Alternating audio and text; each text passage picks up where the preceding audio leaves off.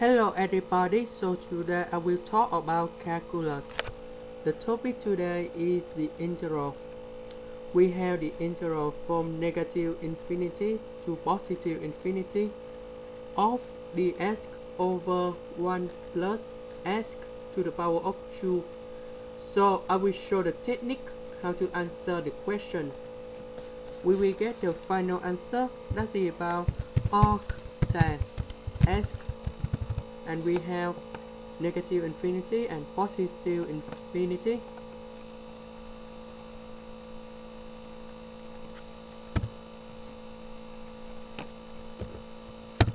If we find the limit of x approach to positive infinity, you will get about p over 2.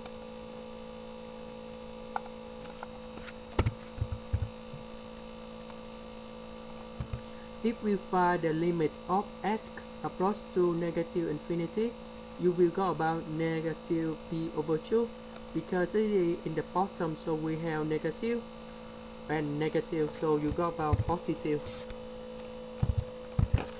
and we go about p. That's the end. Thank you for watching.